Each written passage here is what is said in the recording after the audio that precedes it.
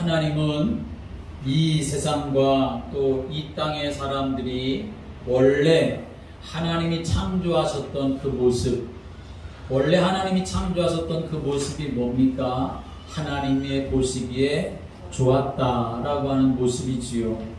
하나님과 교제하고 또 하나님과 교통하고 그 안에 살았던 그 모습을 말하는 것인데, 하나님은 이 세상과 이 땅의 사람들이 그런 모습으로 회복되기를 원하시고 또 그렇게 축복하시기를 기뻐하는 분이심을 믿으시길 바랍니다. 믿음도 마찬가지입니다. 하나님을 처음 만나고 복음을 처음 깨달았을 때 하나님이 정말 나에게 이런 은혜를 주시는구나 라고 하는 사실을 알게 되었을 때 그 기쁨과 또 그 감격 때문에 마음의 각오가 단단하게 생겼지요. 내가 이제는 믿음으로 살겠다. 나는 이제 오직 예수님만 위해서 살겠다. 나는 주님의 나라와 교회를 위해서 헌신하며 살겠다. 이렇게 다짐하고 각오도 하지요. 그런데 시간이 흐르다 보면 어떻게 됩니까? 그 처음의 마음, 처음의 사랑이 어떻게 됩니까? 좀 희미해지기도 하지요. 또 그 처음의 마음이 저 뒤로 그렇게 밀려가는 그러한 경우가 있게 되어지지요. 여러분, 오늘 하나님 앞에 예배드리며 다시 회복되는 은혜가, 또 회복하게 하시는 성령의 기름 부으심이 여러분들에게 넘치시게 되기를 주님의 이름으로 축복합니다. 코로나19로 인해서 삶의 많은 부분에 변화를 가져왔습니다. 코로나로 인해서 더 어려운 사람들이 많이 생겼고, 또 반대로 또 기회가 돼서 또 잘 되는 그런 사람들도 생겼지요. 그러나 대부분은 다 어렵습니다. 신앙생활에도 많은 영향을 받았습니다. 핑계 없는 무덤 없다라고 하는 말처럼 신앙생활에도 코로나와 또 정부의 방역 규제가 아주 큰 핑계거리가 되어서 예배의 중요함과 또 예배가 우선되어야 되는 것이 많이 사라지고 또 소홀하게 되기도 했습니다. 그런데 이제 2년 가까이 이렇게 방역 규제와 통제를 열심히 해도 안 되니까 슬슬 위드 코로나라고 하는 말이 나오게 되어졌습니다. 위드 코로나라고 하는 것은 이제 이 코로나는 감기나 독감처럼 여기면서 살아야 한다라고 하는 말이 되는 것이요. 사실 일부 학자들 중에는 이 코로나는 독감의 일부라고 합니다. 독감의 종류가 세계적으로 200여 가지가 되는데 그 독감의 종류의 한 가지라는 것이요. 그러니까 정치적인 것은 떠나서라도 지금의 이런 방역 규제는 사실은 너무나 지나친 처사라고 말을 합니다. 전직 질병관리본부장이었던 한 분은 이런 말을 했습니다.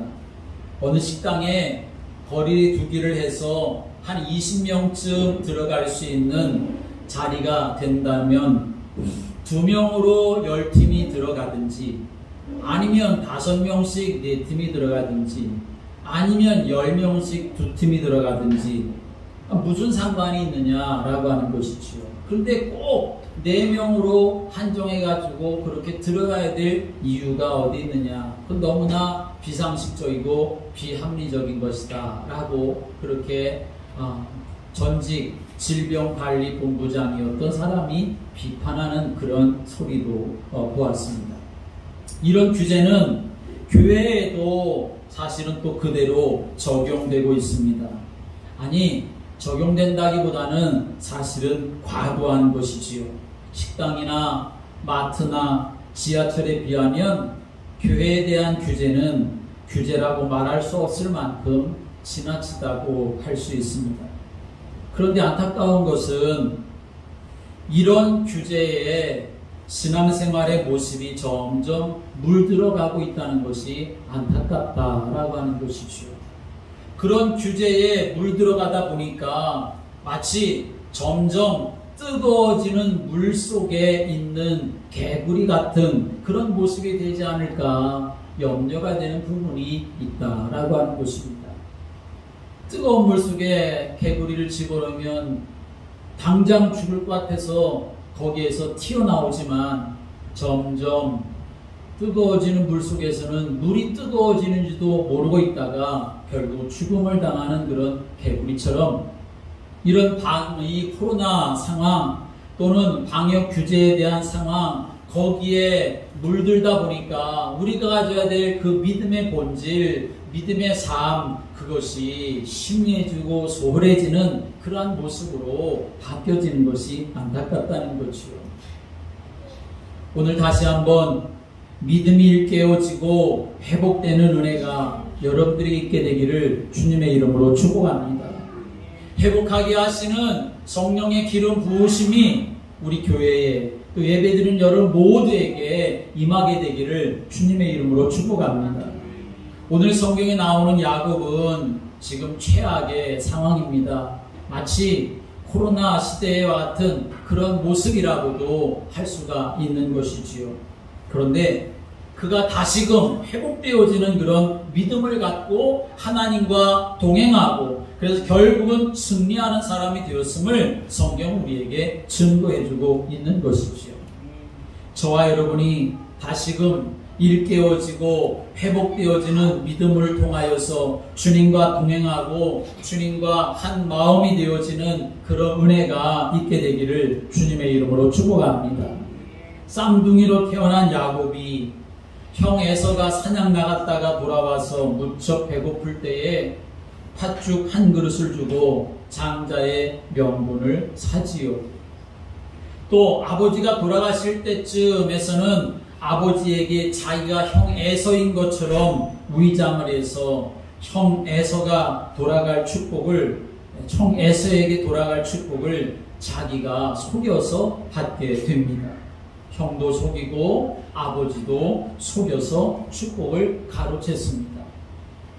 이 사실이 드러나게 되니까 형 에서가 자기 동생 야곱을 죽이려고 하지요. 같이 있다가는 죽음을 당할 것이 뻔하니까 하란에 살고 있는 외삼촌 집으로 도망을 가게 됩니다. 그 도망가는 중에 일어난 사건이 오늘 본문의 내용이 일어난 사건입니다. 아직도 갈 길은 먼데 베델이라고 하는 곳에 도착했습니다. 루스라고 하는 곳에 도착을 했습니다. 성경에는 참 간단하게 표현하고 있지만 그러나 여러분 지금 이때 야곱의 그 심정, 그 형편은 여러분 어떠했겠습니까? 지금 이제 그 뜨거운 광야길 홀로 가다가 캄캄한 밤을 맞이했습니다. 더 이상 걸어갈 수도 없는 그런 상황이지요. 광야라고 하는 것은 언제 어떻게 위험스러운 일이 다가올지 알 수가 없는 그러한 곳입니다. 심부름 가는 것도 아니고 도망자 신세로 가는 것입니다. 누구 하나 옆에 동행해주는 사람이 없었습니다. 잠을 잘 만한 거처도 없었습니다. 사냥꾼 형 에서와 같은 남자다운 성격도 이 야곱은 아니었습니다. 엄마와 함께 부엌일하는 것이 더 좋았던 야곱입니다. 잠잘만한 이불 베개도 없어서 옆에 있는 돌로다가 베개를 삼고 지금 자야 할 광야에서 형 에서처럼 그렇게 마음껏 생활하던 그런 모습이 절대 아닌 이 야곱. 모든 것이 다 낯설고 때로는 무서울 수도 있는 것이고 그리고 외롭고 힘든 그런 상황 속에 이 야곱이 놓여져 있었던 것입니다.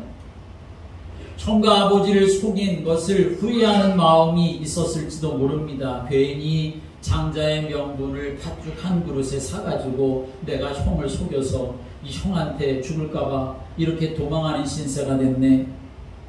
그렇게 또는 아버지를 속여가지고 형이 받을 장자의 축복을 내가 받아서 이 형 때문에 내가 이제 이렇게 정말 고생을 하네. 아마도 이 야곱은 별의별 생각이 다 들었을 것입니다. 또 가는 중에 이런 생각도 들었을 겁니다. 정말 하나님은 나와 함께 계시는 건가?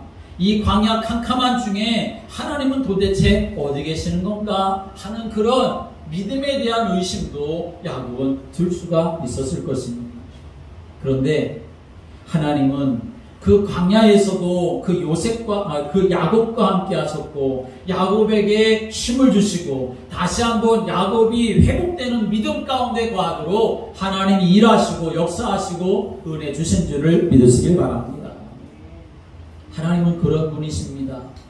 우리는 때로 잊어버리고 놓쳐버리고 소홀히 하고 희미해지고 한다 할지라도 그러나 하나님은 절대로 놓치시는 분이 아니라는 것입니다. 하나님이 택하신 하나님의 자녀는 절대로 하나님의 손아귀를 벗어날 수도 없을 만큼 하나님 불꽃 같은 눈동자로 바라보시며 지키시며 인도해 가시는 줄을 믿으시기 바랍니다. 우리의 눈이 어두워져서 우리의 마음이 멀어져서 세상의 것 때문에 빼앗겨서 그렇게 보여질 뿐인 것이지 하나님은 결코 그런 분이 아니시라는 사실입니다. 그래서 오늘 본문의 말씀 보니까 이 야곱이 그런 복잡한 마음 가지고 지금 어쩔 수 없이 돌 하나 취에다가 돌베기를 하고 잠을 자는 중에 하나님이 야곱에게 꿈을 꾸게 해주시지 않습니까? 사닥다리가 땅에서부터 하늘 끝까지 연결되어 있고 주의 사자들이 그 사닥다리에서 오르락 내리락 하는 것이 보여졌습니다. 하나님이 이 야곱에게 영적인 세계를 보여주신 것입니다. 그리고 하나님이 야곱에게 하나님께서 말씀을 하시고 또 언약해 주시는 것을 오늘 우리가 볼 수 있지요. 여호와께서 그 위에 서서 이르시되 나는 여호와니 너희의 조부 아브라함의 하나님이요 이삭의 하나님이라. 내가 누워있는 땅을 내가 너와 네 자손에게 주겠다. 하나님 그렇게 말씀하십니다. 지금 야곱이 어떻게 하고 있는지도 하나님이 다 아시면서 야곱에게 하나님이 지금 이런 영적인 상황을 알게 해주시고 깨닫게 하시면서 이 야곱에게 믿음이 회복되어지도록 그 영적인 눈이 열려지도록 하나님이 은혜 주시고 계시다라고 하는 사실입니다. 여러분, 하나님의 자녀라고 한다면 하나님을 바라보아야 하겠지요. 하나님의 자녀라고 하면 영적인 세계에 대하여서 바라볼 수 있는 눈이 있어야 되겠지요. 하나님의 자녀라고 한다면 하나님이 나에게 어떻게 말씀하시는가 그것을 내가 듣고 깨닫고 믿음으로 붙잡고 나아가는 삶이 되어야 하겠지요. 그런데 지금 야곱은 언약의 사람임에도 불구하고 그 생각은 온통 육신적인 것에 머물러 있었던 것입니다. 지금까지 살아온 것도 자신의 잔꾀를 이용해서 아버지와 형을 속이고 살았습니다. 형에게 팥죽 한 그릇 주고 장자권 받았을 때에 야곱의 마음속에 얼마나 회개를 불렀겠습니까? 이제는 됐다. 이제는 내가 형의 축복을 다 받게 됐어. 눈이 어두운 아버지를 속여가지고 자기가 에서라고 하면서 장자의 축복을 받았을 때에도 야곱의 마음속에는 또 어떤 마음이 생겼겠습니까? 이젠 다 된 거야. 아버지까지도 나한테 장자의 축복으로 안수하며 기도해 주셨으니 이제는 내 앞에 다른 것 필요 없어. 누가 나를 막을 수가 있어? 그렇게 야곱은 생각했을 것입니다. 근데 자신의 잔꾀와 방법 그것 가지고 안 된다라고 하는 것을 하나님이 지금 알게 해 주시는 것입니다. 잘 될 수가 없지요. 잘 되는 것 같았는데 자기 형이 이제는 장자권을 야곱에게 주었기 때문에 형이 자기에게 무릎을 꿇을 줄 알았지만 그러나 오히려 자기를 죽이려고 하고 말았습니다. 장자권을 가지고 아버지 재산을 다 받을 줄 알았는데 오히려 지금 외삼촌 라반의 집으로 도망자가 돼서 가는데 달랑 기름 한 병 가지고 가는 그런 신세가 되고 말았던 것입니다. 오늘 시간에 여러분 먼저 기억하실 것이 있습니다. 먼저 깨닫고 마음에 새길 것이 있습니다. 그것은 바로 나는 세상의 방법으로 될 사람이 아니다 라고 하는 그 마음이 여러분에게 있어야 하는 것입니다. 나는 세상에 아닌 나의 잔꾀로 될 사람이 아니다. 나는 나의 계획이나 방법으로 될 사람이 아니라 하나님의 은혜로 될 사람이고 하나님의 능력으로 될 사람이고 성령의 감화 감동하심 속에 있어야만 될 사람이라고 하는 믿음을 여러분이 먼저 갖게 되기를 주님의 이름으로 축복합니다. 모세가 자기의 힘으로 해보려고 했다가 오히려 도망자가 되고 말았습니다. 그러나 80세라 할지라도 광야에서라 할지라도 양치는 목동의 자리에 있었다 할지라도 하나님을 만나게 되니까 민족의 지도자로 서서 하나님 앞에 쓰임받는 인생이 된 줄을 믿으시기 바랍니다. 사도 바울이 자기의 의로 모든 것을 다 해보려고 하다가 세상이 가지고 있는 최고의 가치, 세상의 방법, 세상의 능력 그걸 가지고 무엇인가를 해보려고 하다가 오히려 예수님이 뭐라고 말씀하십니까? 왜 나를 핍박하느냐? 라고 이렇게 말씀하실 정도가 되고 말았습니다. 그런데 복음에 예수님을 만나고 나니까 자기의 모든 걸 다 배설물로 버린다 할지라도 예수님을 만나고 나니까 복음의 증인 전도자가 되었음을 성경은 우리에게 증거하고 있습니다. 예수님의 제자들도 마찬가지지요.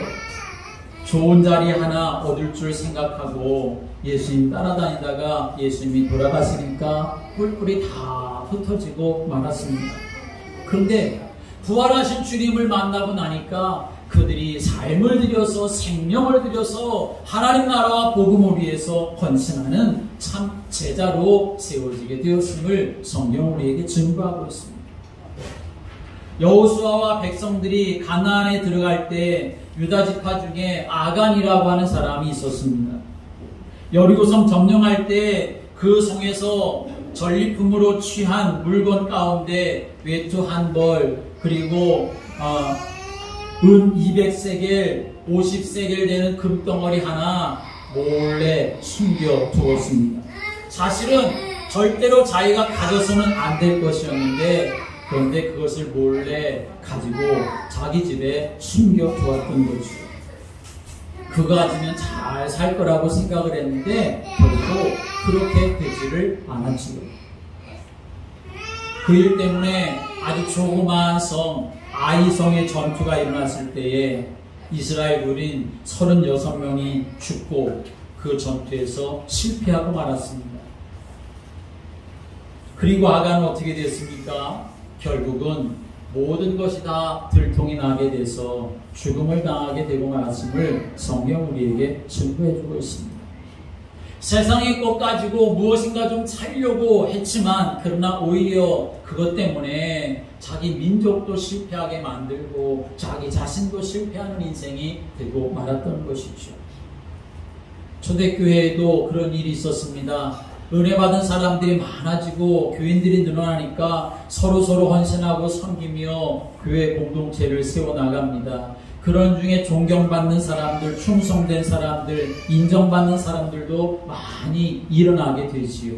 그때 아나니아 삽비라고 하는 그 부부도 자기들이 밭을 팔아서 헌신하기로 작정을 합니다. 그렇게 하면 우리도 다른 사람들로부터 존경받을 수가 있겠지, 충성스러운 사람으로 그렇게 인정받을 수가 있겠지. 여러분이 주님의 나라와 복음을 위해서 무엇인가 하려고 할 때에 여러분이 어떤 조건을 가지고 할 것이 아니라 그저 하나님의 은혜에 감사하는 믿음으로 행할 수 있기를 주님의 이름으로 축복합니다. 이미 그 중심이 틀렸기 때문에 밭을 판 값을 전부 드린 것이 아니라 일부만 드리게 되었습니다. 나머지는 감춰놓았지요. 이거 다 드리긴 아까운데 이거 다 드리면 나 이제는 뭐 먹고 살까? 그런데 그것이 자기의 것이 되었습니까? 자기의 것이 되지를 못했습니다. 오히려 성령을 속이는 죄가 되고 말았지요. 그래서 결국은 남편도 아내도 죽음의 심판을 받게 되고 말았습니다.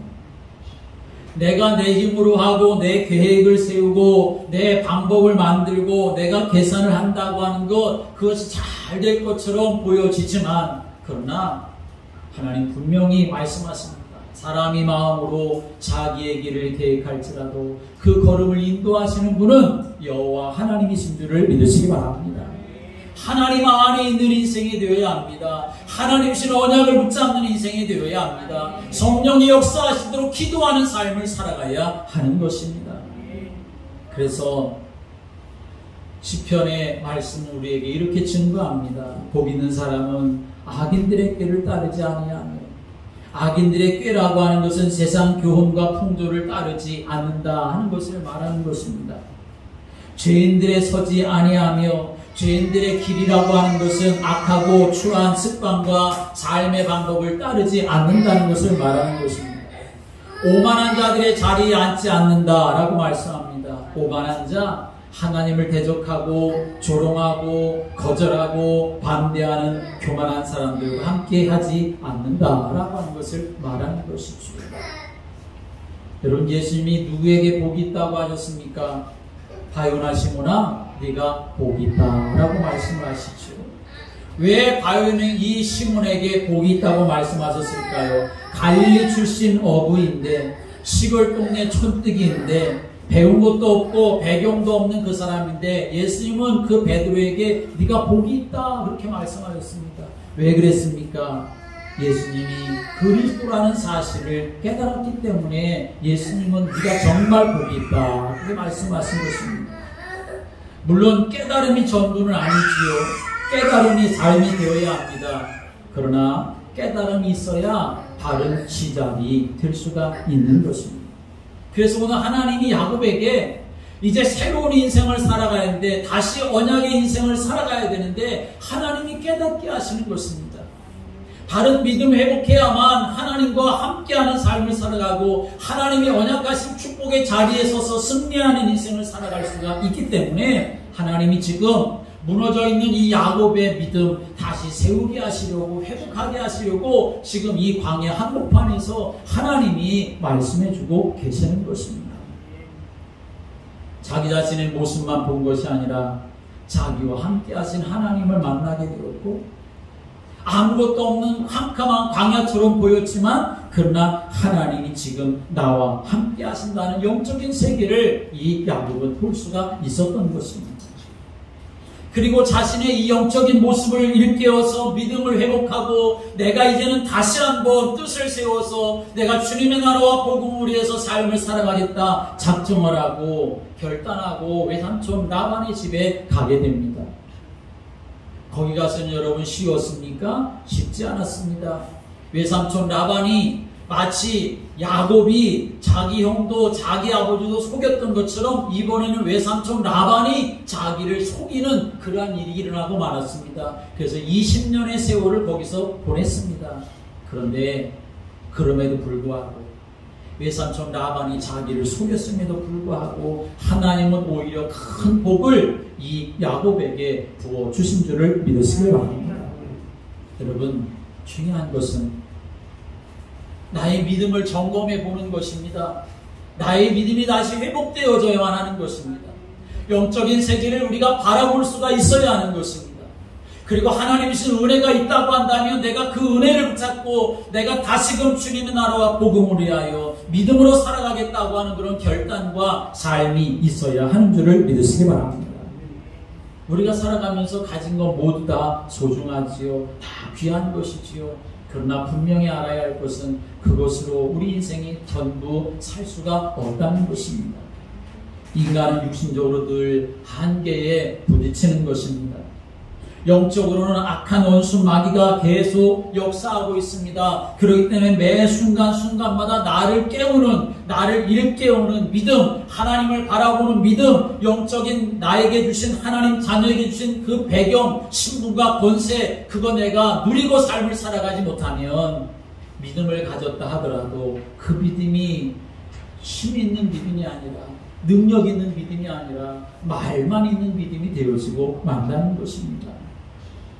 성도는 무엇으로 사는 자입니까? 믿음으로 사는 자인 줄을 믿으시기 바랍니다. 무엇을 믿습니까? 하나님의 말씀을 믿는 자가 하나님의 백성입니다.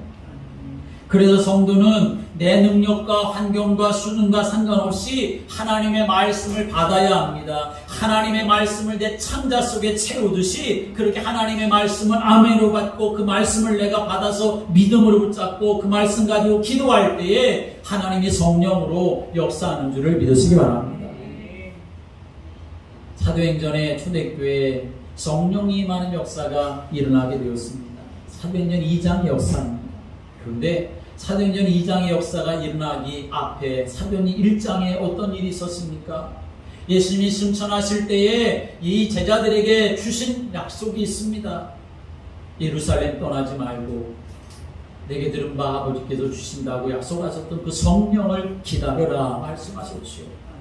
그래서 이 제자들은 마가다락방에서 기도했습니다. 뭘 기도했겠습니까? 하나님 우리를 지켜주십시오. 보호해 주십시오. 그거 기도하기 전에 하나님께서 약속하셨던 그 성령, 예수님이 그것을 위해서 기다리라고 말씀하셨던 그 성령, 그것을 위해서 간절히 기도했을 때 성령의 충만함을 입게 되었던 것이고 그때부터 그들에게 새로운 역사가 이루어지게 된 줄을 믿으시기 바랍니다.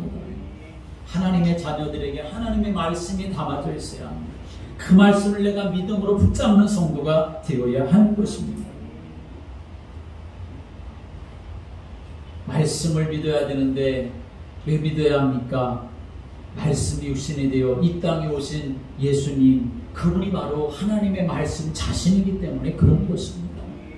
그래서 우리가 말씀을 믿는다라고 하는 것은 예수님을 믿는다는 말과 동일한 말씀이 되어지는 것입니다. 예수님이 그 말씀을 이루려고 오셨기 때문에 우리가 그 말씀 속에 들어가면 우리도 그 이루어지는 축복 속에 거하는 사람이 될 수가 있는 것이지요. 베드로는 연약했습니다. 작은 계집종 앞에서 예수님 저주하고 부인하고 도망갔던 그런 못난 사람이지요. 그런데 부활하신 예수님 만나서 성령이 너희에게 임하시면 권능을 받았다. 내 증인이 될 것이다. 그렇게 약속을 해주셨을 때 그 말씀을 믿고 기도하며 성령 충만하게 되었을 때에 안진뱅이를 일으키는 하나님의 권능, 예수님의 권능을 체험할 수가 있게 되었고 많은 위협과 핍박 앞에서도 천하인간의 구원 얻을 만한 다른 이름을 우리에게 주신 일이 없다고, 우리는 보고 들은 것을 말할 수밖에 없다고 예수 그리스도의 증인으로 이 베드로가 세워진 줄을 믿으시길 바랍니다. 그것의 시작은 말씀을 믿는 것으로부터 시작되었던 것입니다. 그 말씀을 통하여 성령의 충만함을 얻게 되어지는 것으로부터 새로운 인생으로 거듭나게 되었던 것입니다. 교회 예배 시간에 선포되는 하나님의 말씀은 하나님의 약속인 줄을 믿으시기 바랍니다. 그 약속은 우리 사람이 만들어낸 것 아닙니다. 제가 이 목사가 만들어낸 것도 아닙니다. 예수님이 말씀하신 그 약속인 것이고, 그렇기 때문에 예수님께서 완성하실 것이고, 그 약속을 믿는 자들에게 하나님이 성취해 주시겠다고 하나님이 언약으로 주시는 말씀인 줄을 믿으시기 바랍니다. 그래서 교회 다니는 사람은 말씀 붙잡고 기도하는 사람이 되어야 하는 것입니다. 하나님의 말씀 붙잡고 삶을 살아가는 성도가 될 때에 그 말씀이 되어 이 땅에 오신 예수님과 동행하며 예수님이 주신 은혜와 복을 누리며 살아갈 수가 있고, 말씀이 성령의 검이 되고 능력이 되어서 영적 싸움에서 승리할 수 있는 하나님의 사람으로 세워지게 되는 줄을 믿으시길 바랍니다.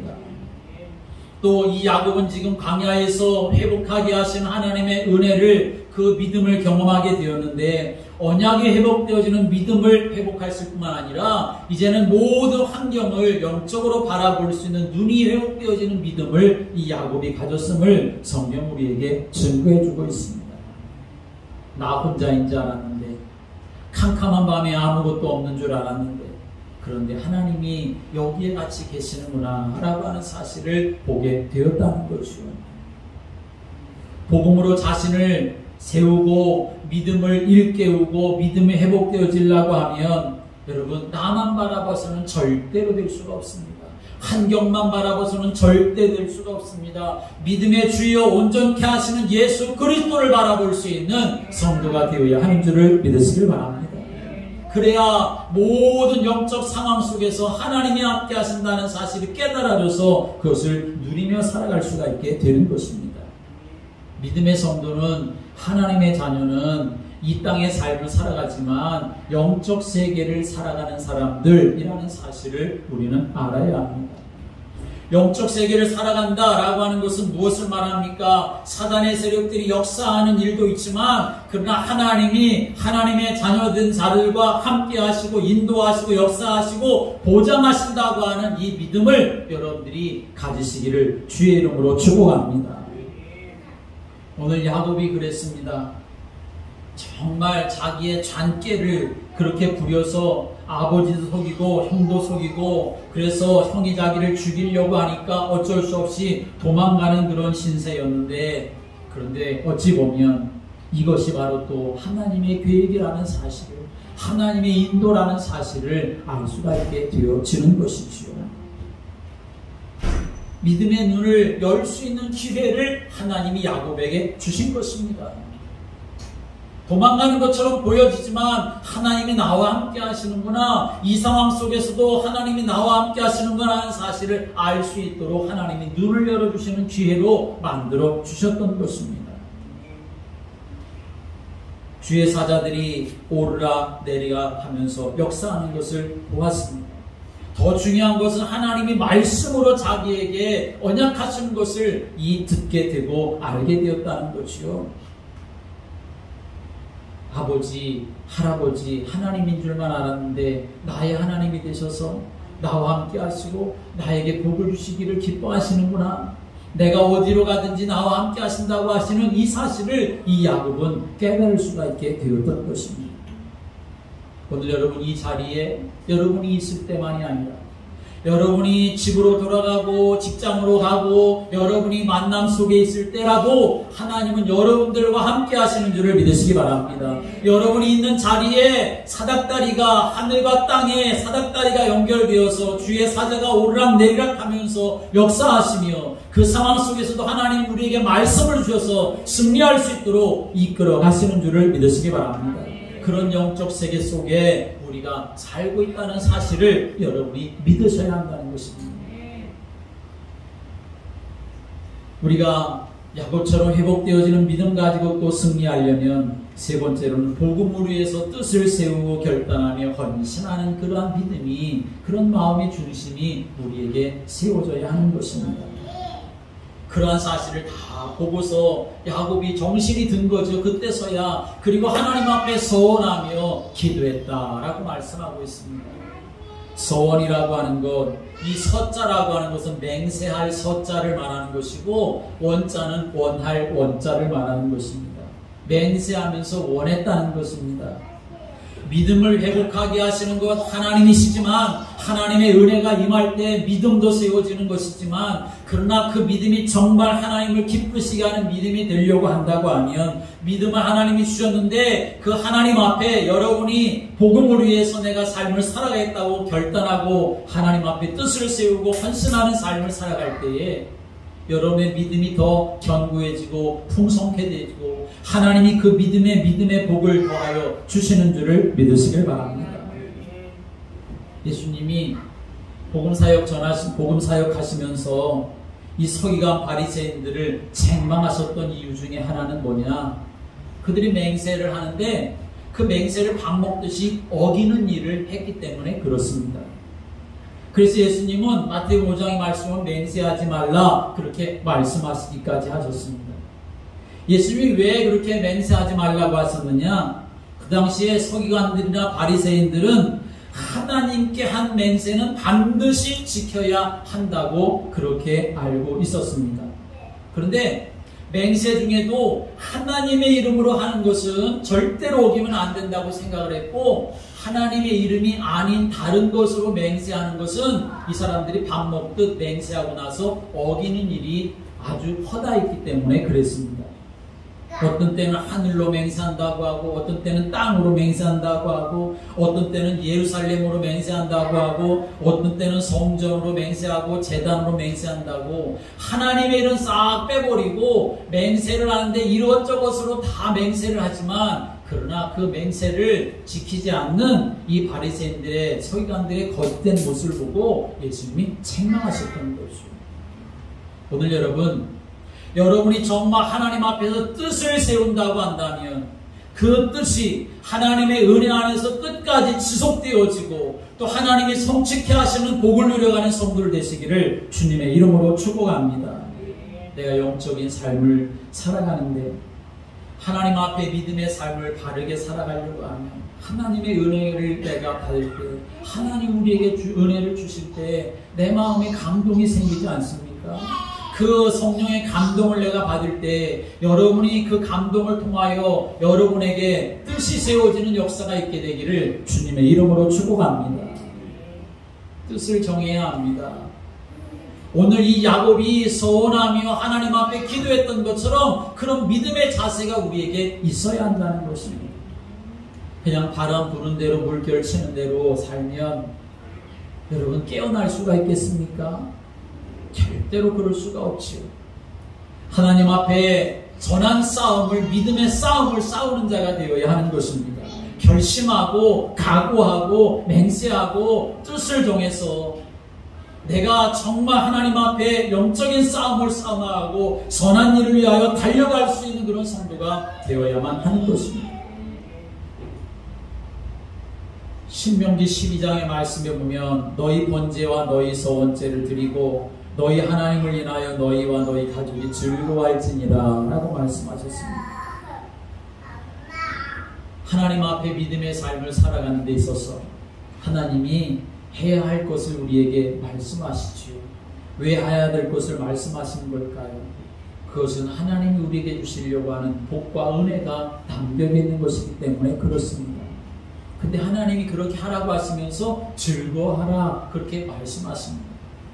여러분이 하나님의 은혜 받는 일을 즐거워하고 하나님의 은혜를 내게 주시면 내가 하나님 앞에 뜻을 세우는 일도 즐겁게 행할 수 있게 되기를 주의 이름으로 축복합니다. 왜냐하면 하나님이 그를 성취해 가시려고 나에게 그런 감동을 주시고 은혜를 주시는 것이기 때문에 그런 것입니다. 그래서 야곱이 서운하지 않습니까? 자기가 배웠었던 돌, 맹이 그거 세워놓고 하나님 앞에 맹세하는 거지요. 거기다가 기름을 붓고, 기름 붓는다고 하는 것은 거룩하게 구별한다 라고 하는 것을 의미하는 것입니다. 하나님 앞에 내가 선다 라고 하는 의미가 되는 거지요. 그리고 21절의 말씀은 내가 평안히 아버지 집으로 돌아가게 하시면 여호와께서 나의 하나님이 되실 것입니다. 그렇게 고백합니다. 전에는 아버지 하나님인 줄만 알았고 할아버지 하나님인 줄만 알았는데 그런데 이제는 나의 하나님이 되십니다. 이제부터는 하나님이 나의 하나님이십니다 라고 이렇게 고백을 하고 있는 것입니다. 그러면서 내가 기둥으로 세운 이 돌이 하나님의 집이 될 것입니다 라고 말합니다. 교회를 세우겠다는 말도 되지만 교회를 살리는 그러한 사람으로 내가 살겠습니다. 이 땅에 하나님 나라를 세워가는 사람으로 내가 살겠습니다 라고 하는 결단이 되는 것이요. 그리고 22절에는 하나님께서 내게 주신 모든 것에서 10분의 1을 내가 반드시 하나님께 드리겠나이다 라고 하나님 앞에 고백합니다. 하나님 앞에 나의 10분의 1을 드린다고 하는 것은 무슨 말입니까? 나머지는 다 내 거고 10분의 1만 하나님 거라는 말이 아니지요. 전부가 다 하나님의 것이라는 겁니다. 이 말은 무슨 말입니까? 내 인생의 주인, 내 인생의 왕, 내 인생의 통치자, 그분이 바로 당신입니다 라고 고백을 하는 것입니다. 여러분, 믿음의 삶을 이렇게 살아가야 하지 않겠습니까? 하나님 앞에 내가 이러한 야곱과 같은 회복되는 믿음 가지고 삶을 살아가는 성도가 될 때 하나님은 그 인생을 기뻐하시고 하나님이 함께 하시니까 누가 그 옆에서 이렇게 저렇게 장난을 치다 하더라도 외삼촌이 야곱을 속인다 할지라도 하나님이 끝까지 보장하시는 그런 축복 속에 있게 되었던 것처럼 그렇게 하나님이 보장해 주시는 인생으로 살아가게 되는 줄을 믿으시기 바랍니다. 날마다 하나님 앞에서 은혜 받는 그런 믿음 가지고 내가 이제는 모든 나의 삶의 영적인 환경을 영적으로 바라보는 사람이 되어지고, 그리고 믿음의 결단과 뜻을 세워서 주님의 나라와 복음을 위하여 삶을 살아가고 하나님 주신 은혜와 복을 누리며 살아가는 성도들 되시기를 주님의 이름으로 축복합니다. 기도드리겠습니다. 하나님, 우리 사랑하는 성도들이 견고하여 흔들리지 않고 항상 주의 더욱 힘쓰는 믿음의 사람이 될 수 있도록 믿음을 더하여 주옵소서. 하나님의 말씀을 붙잡는 믿음을 주시옵소서. 영적인 모든 세계를 바라볼 수 있는 눈을 열어 주시옵소서. 하나님이 은혜 주시고 감동 주실 때마다 하나님 그것을 뒷점으로 물리는 자가 되지 아니하게 하여 주옵시고, 오늘 이 야곱처럼 뜻을 세우게 하시고 다니엘처럼 뜻을 세우게 하여 주시옵소서. 그래서 이 시대 살리는 하나님의 사람들 되게 하시고, 오히려 외삼촌이 야곱을 속이는 일이 있어도 하나님이 보장하시고 축복하셨던 것처럼 세상에서 어떤 일이 일어날지라도 하나님이 완전하게 보장하시는 믿음의 길을 걸어가는 성도들이 되도록 능하신 손에 붙들어 주옵소서. 예수 그리스도의 이름으로 기도드립니다. 아멘.